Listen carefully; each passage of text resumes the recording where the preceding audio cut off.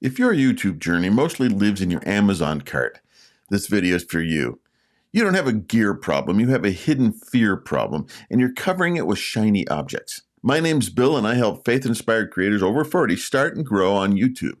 So make yourself a home right here. Now, I'm not anti-gear. I like good tools. I've got too many of them all around me, to be honest.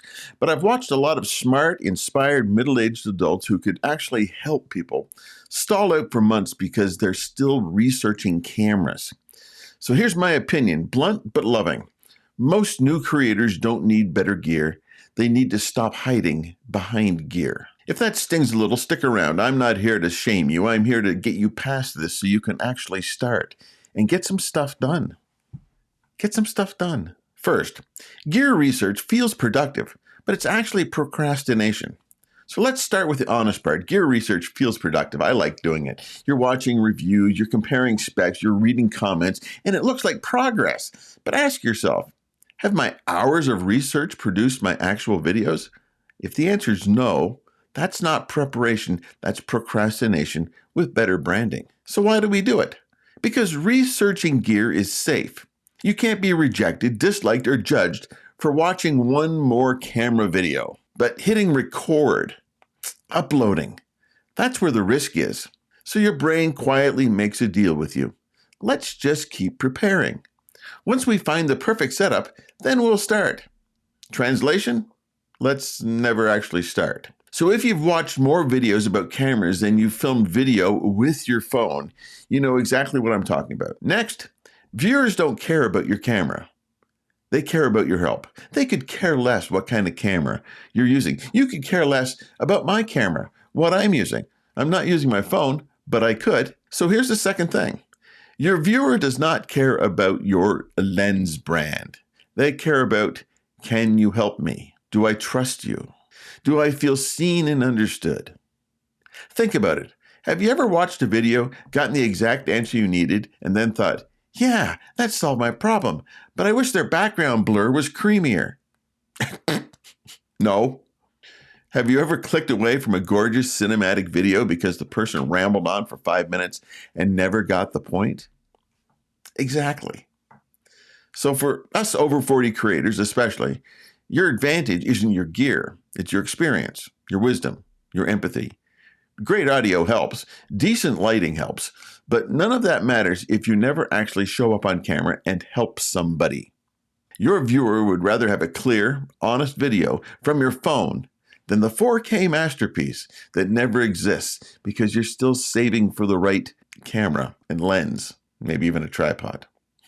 Third thing, gear should be a response to faithfulness, not a prerequisite. And this one might flip how you think about equipment.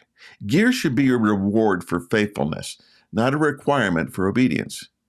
Now, if you're a Jesus follower, you already know this pattern. Be faithful in what you have, not in what you wish you had or what you're going to get next week. Then you're trusted. And when you're faithful with what you have, you'll be trusted with more.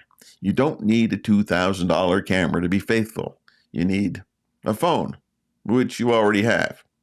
A halfway decent microphone, which you can get to attach to your phone for less than $100. A window, natural light, cool. And the courage to hit record. Did you catch that? The courage to hit record. The story shouldn't be, once I buy all my stuff, then I'll prove I'm serious. The story should be, I'm going to prove I'm serious with what I already have. If I'm still consistent after 20 or 30 videos, then I'll upgrade. Gear is not a calling. Gear is a tool. Don't wait on the tool to obey a calling. So here's a simple no-escape starter setup and gear rule. Simple rule. Let's get practical. Camera, your phone, in your pocket. I know you got one. One budget lav mic or a USB mic. That's cool too. Easy, get one for under $100. Lighting. Start with the window. It's the least expensive lighting that you need.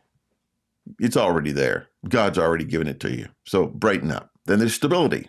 Maybe a tripod, a stand, or a stack of books. It doesn't have to be pretty. It really doesn't. Just prop your phone up at about eye level on some books on a table. Don't need to spend so much money on a tripod. But if you did, you could buy a tripod, a simple stick tripod that's kind of a selfie stick tripod for about $20, $25, if that. But even then, you don't yet need it. And that's it. There are full-time YouTubers who started with less. Now here's the rule I want you to steal from me. No new gear until you've published 10 videos. Not filmed, not played with, published. You want a new camera? Great. Hit 10 published videos first. You want a fancy lighting kit? Got it. Hit 10 published videos first. Now this does two things. First, it forces you to actually create before you consume more. And it proves to you, you especially, that the problem isn't gear. It's you getting started, getting going, getting moving. If that rule annoys you, that might be proof that you need it. So let's land this where it actually changes something, not just lives in a spicy opinion on the internet. Identify your next big step. What's one gear-related thing you've been hiding behind? I'll start when I get a better camera. I need a nicer background. I have to learn this new software first. Sure. Be honest, is that wisdom or just fear dressed up as logic? Write it down, name the excuse. Clarity exposes it. Next, take a calculated step of faith.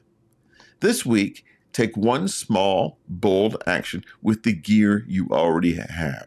Set up a simple filming space in your phone, a mic, and a window. Record a 3 to 5 minute video helping one specific person with one specific problem. Hit publish. No waiting, no upgrades. Don't even worry about editing at this point. Remember, faith doesn't wait until the conditions are perfect. It moves before everything feels ready. And finally, face the fear and reframe failure. If your first few videos look rough, good. That means you've started. Failure isn't posting something imperfect. Failure is never posting at all. Instead of asking, what if my video doesn't look professional enough? Start asking, what if somebody really needs this and I'm the one holding it back? The biggest risk isn't that your first videos won't look like a studio. The biggest risk is that you spend another year hiding behind gear and never actually help the people you're called to reach. If this hits home, do two things. Subscribe. I appreciate it very much. And in the comments, write, no new gear until I hit 10 videos. That'd be great. Again, my name's Bill. Thanks for watching. I would love for you to come along on this journey with me and make yourself a home on YouTube.